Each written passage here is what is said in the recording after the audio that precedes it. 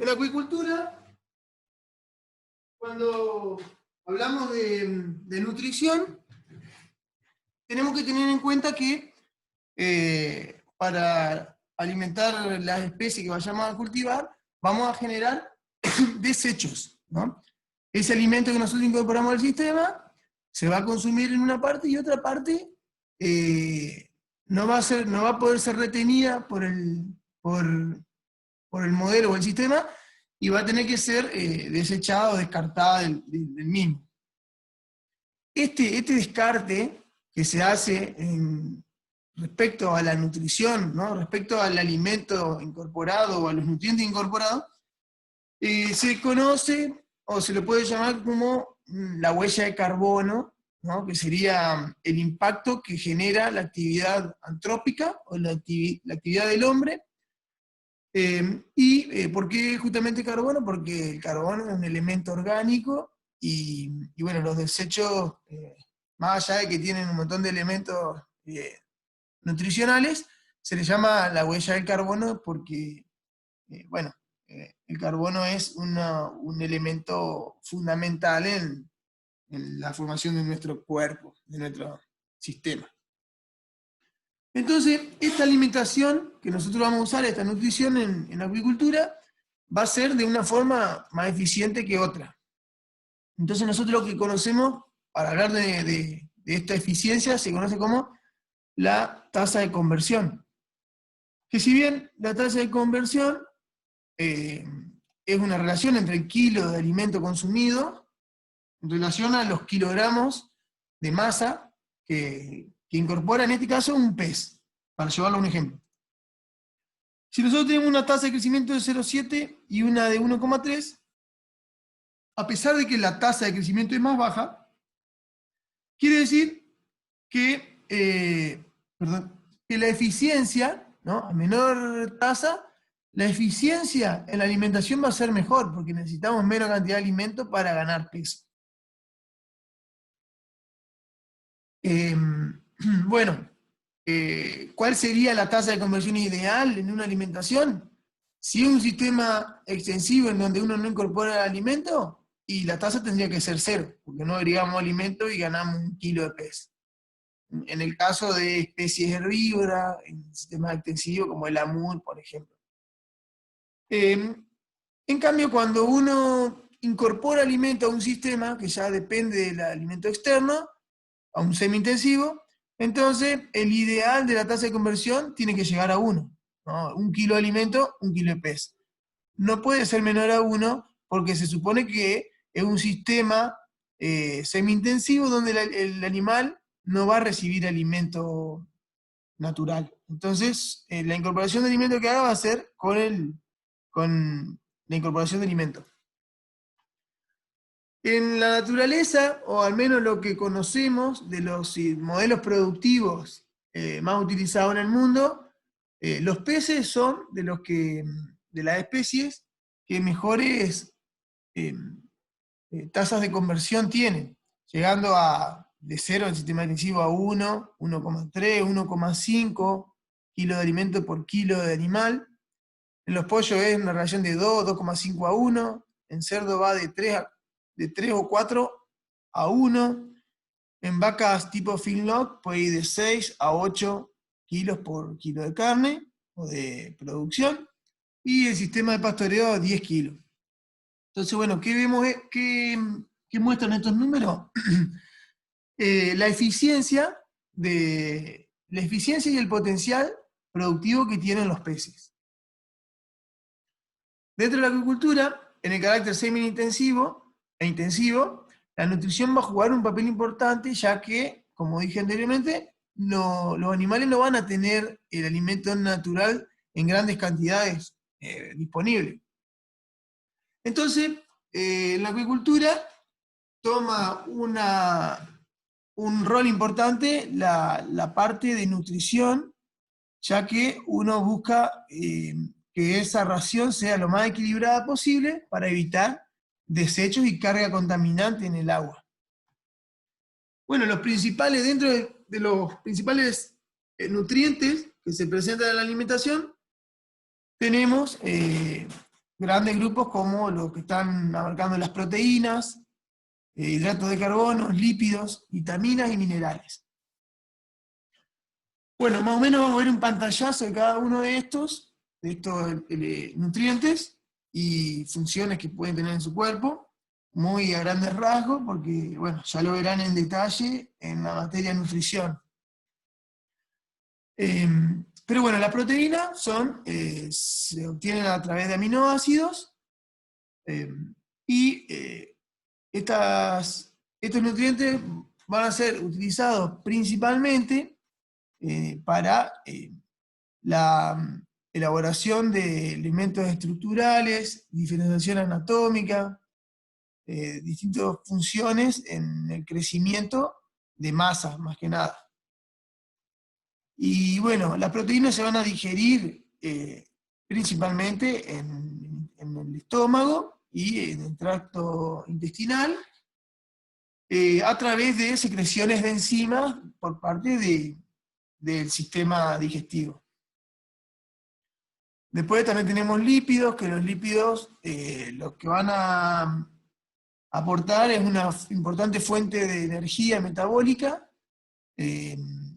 lo cual le permite a los animales realizar determinada y distintos tipos de acciones fisiológicas y metabólicas en su organismo, en su cuerpo. Estos, bueno, van a estar disponibles en forma de energía y en general se almacenan en el cuerpo en forma de grasas. Bueno, lo que no le comenté antes, las proteínas están formadas por uniones de aminoácidos, distintos tipos de aminoácidos, y los lípidos están formados por ácidos grasos y también sus relaciones con distintos elementos químicos. Lo que podemos ver es que dentro de los tipos de ácidos grasos vamos a tener dos grandes grupos, a uno que se le llama ácidos grasos saturados y a los otros ácidos grasos insaturados. ¿Cuál de estos lípidos es más saludable para el consumo, entre los saturados o no saturados?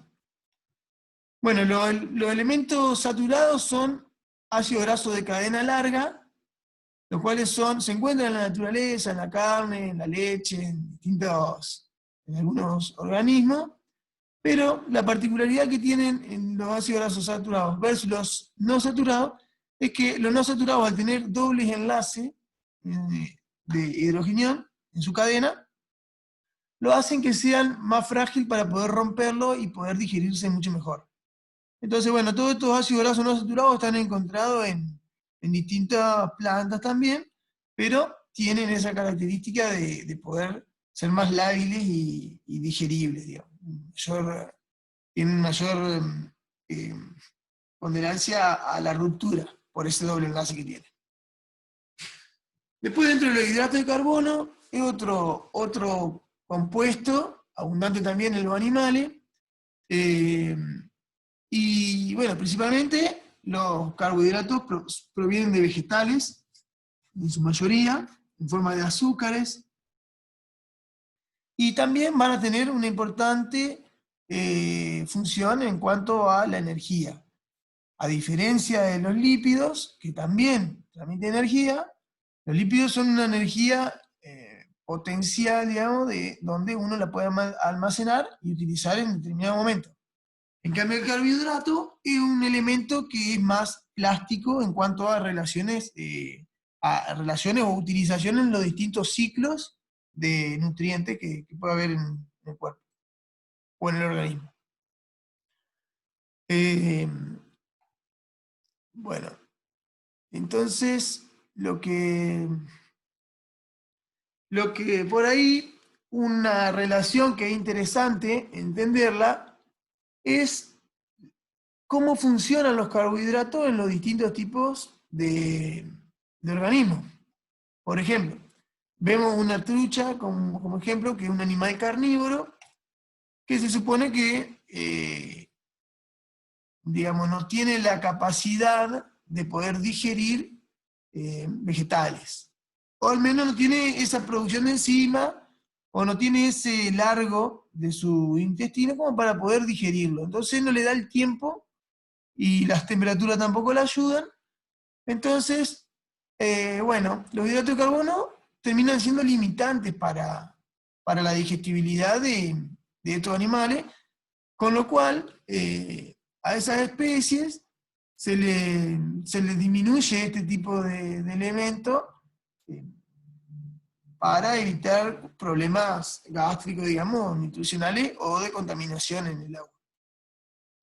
Y también, en menor medida, vitaminas y minerales van a ser quienes también hagan la diferencia en algún momento, porque son elementos que ayudan a formación y digamos, tanto como sistema nervioso, la parte ósea de los animales, eh, distintos, distintos procesos físico-químicos también intervienen ciertas vitaminas y minerales que, si bien están en menor medida, terminan siendo imprescindibles cuando se las requiere. ¿Y a qué me refiero con que en realidad necesitan, aunque sea mínimo, la necesitan? Bueno, esto se basa en un fundamento que se conoce como la ley del mínimo o la ley de Liebig, en el cual en esa ley lo que quiere mostrar es que en realidad, supongamos que ese balde, digamos, ese tambor, cada tabla simboliza un nutriente particular. Entonces, si el agua es el crecimiento del animal en condiciones óptimas, el tambor debería tener la misma altura. Eso no quiere decir que tengan los mismos valores, sino que capaz que el calcio es 1 gramo y tiene este alto, el nitrógeno son 250 gramos y tiene el mismo alto. Entonces, cada nutriente en la condición ideal que lo necesite, el animal o la planta va a estar disponible con un tambor lleno. Entonces, cuando uno de los nutrientes escasea, entonces ese mínimo va a ser el que va a estar limitando el crecimiento. Con lo cual hay que corregir ese límite, pero después hay que corregir otros límites que pueden ir surgiendo. Acá en este caso se ve que hay otro que está también en déficit, entonces la forma de incorporar sería incorporar un poco más de este nutriente, un poquito más de este, menos de este, un poco menos de este. Pero, por supuesto que no tenemos un instrumento que nos pueda medir todos esos elementos, y si quisiéramos hacerlo podríamos, pero sería un trabajo muy arduo y no lo haríamos todos los días, sino que lo podríamos hacer una vez como para hacer experiencia, pero sería muy difícil poner a punto. Pero bueno, sobre los hechos y sobre la experiencia siempre se va construyendo. Entonces, si tenemos una experiencia bien registrada y sabemos que tenemos una falencia en algún punto del proceso, para la próxima experiencia tenemos que corregir ese punto de proceso y seguramente nos va a surgir algún otro, algún otro déficit nutricional que pueda llegar a surgir, y lo mismo se vuelve a hacer, se vuelve a corregir con la experiencia hasta que vayan surgiendo y hasta que uno pueda lograr eh, conocer cuáles son los requerimientos ideales de la especie la cual está trabajando.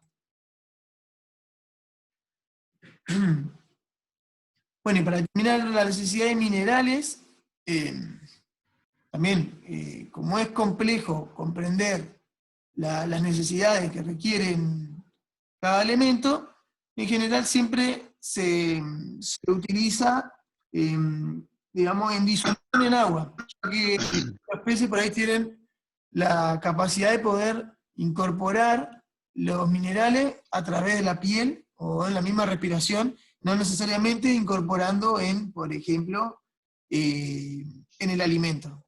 Un caso de una incorporación de minerales a través del agua es el caso de la cría de bivalvos, en las cuales llega un momento de que si uno usa agua que no es dura y tenemos una densidad de animales elevada, la formación de esqueletos calcáreos, ya sea, ¿no?, de bivalvos, podrían ser langostas y demás, cualquier organismo que necesite formar esqueleto, va a necesitar ese aporte de minerales los cuales nosotros no le vamos a dar necesariamente en el alimento. Entonces, incorporamos esos minerales al agua y lo van a incorporar en su estructura.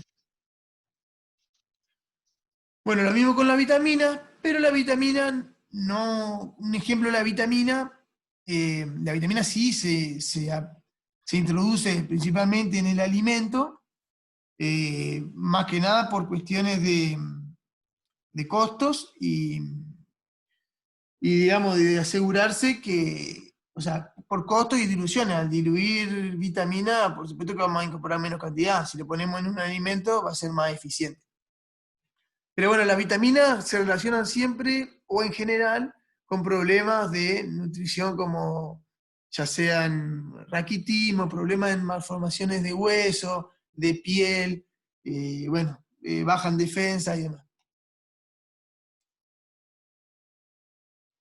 Bueno,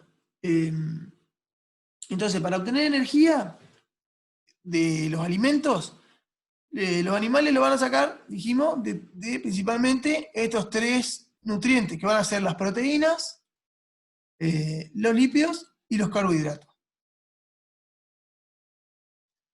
Estos tres elementos, cada uno tienen cumple con distintos ciclos para la obtención de ATP, que sería la energía adenosín-trifosfato. Y bueno, lo que podemos ver acá es cómo en realidad los nutrientes estos terminan participando en este proceso, digamos, de oxidación para transformar la proteína en energía y cómo interviene cada uno de estos procesos. Bueno, entonces entendemos que tenemos principalmente o prácticamente 5 tipos de nutrientes que van a ser los que nos van a jugar en el peso de la nutrición, y estos tienen su característica y un lugar donde se van a digerir. Entonces, nosotros podemos relacionar la parte anatómica del animal que estamos estudiando para poder entender cómo es el sistema digestivo, siendo el caso, por ejemplo, de que tomamos una especie desconocida y queremos conocer su biología, y queremos estudiarlo y saber cuál es el sistema, el modelo o la forma de alimentación de ese animal. Bueno, esto lo podemos ver con su sistema digestivo, ya que en el sistema digestivo va a estar formado por distintos elementos, distintos órganos que van a trabajar o actuar sobre determinado tipo de nutrientes. Entonces, o van a segregar algunas enzimas que van a actuar sobre este tipo de proteína, o van a segregar enzimas que rompan y transforman los lípidos y van a absorber lípidos. Entonces, en distintos tramos se va a absorber distintas partes.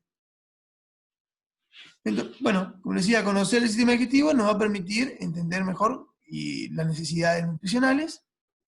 Y dentro de los órganos que podemos entender, podemos encontrar, bueno, ahora lo vamos a ver en una gráfica, pero vamos a ver el esófago, el estómago, sistema tubo digestivo y algo del sistema enzimático.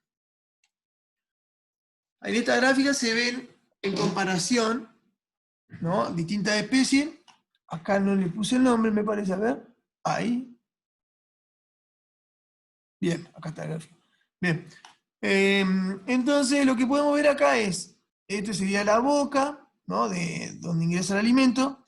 Acá se pueden ver unos dientes faringios, que los dientes faringios, la característica que tienen es atrapar, generar mucosa en esta zona y atrapar fito y zooplancton, ¿tá? Este tipo de estructuras. Entonces, el alimento, el agua, lo que sea, entra por la boca, pasa por un esófago, que puede ser un poquito más corto, más largo, más ancho. Después el esófago va a ir al estómago. Que ese estómago puede no estar presente. Puede que sea un estómago de transición, como en este caso, ¿no? O en este caso que ya es un poquitito, es como un tubo más agrandado. Y en este otro caso que tiene un estómago más grande, ¿no? ¿Por qué tienen un estómago grande? Porque en el estómago se segregan enzimas que van a degradar las enzimas, van a digerir, perdón, van a secretar enzimas digestivas que van a, a degradar la proteína en aminoácidos. Entonces van a poder ser incorporados al cuerpo. Después del estómago va a venir el intestino medio. Que el intestino medio es la zona donde también, en parte, se absorben hidratos de carbono y lípidos, digamos, y demás elementos. Y también se terminan de reabsorber proteínas, porque las enzimas se secretan acá y siguen actuando, siguen rompiendo, y en algún momento trabajan y, bueno, quedarán disponibles en el intestino medio. Pero bueno, lo que se puede ver acá es cómo el A es una especie carnívora, cómo tiene un estómago grande y un tubo digestivo un poco más corto, que en este tramo es donde se deberían absorber los hidratos de carbono o la celulosa. Entonces tiene un tramo cortito, por eso no le da el tiempo, como en el caso del D, que sería una carpa herbívora, perdón, una tilapia, donde la tilapia al ser filtradora y omnívora tiene un tubo largo y le permite todo el tiempo que el alimento, digamos, el bolo alimenticio, esté la mayor cantidad de tiempo posible, y eso le permite poder digerir los nutrientes que va a consumir. Bueno, este es el caso de un herbívoro. Y me faltaba los ciegos pilóricos, que los ciegos pilóricos vendrían a ser algo así como un apéndice, donde se secretan bacterias para hacer digestión, digamos, bacterias que trabajan sobre esos nutrientes. Por eso van a ser mayores en especie herbívora también. Este es el caso de un pacú. Acá se puede ver el tamaño de su estómago. Bueno, en esta imagen no se ve, pero esto sería el ácido pelórico. En realidad se ve como un tubo rugoso. Un carnívoro con su tubo digestivo más corto. Y bueno, en definitiva, uno, al observar el sistema digestivo, puede inferir qué tipo de alimentación tiene.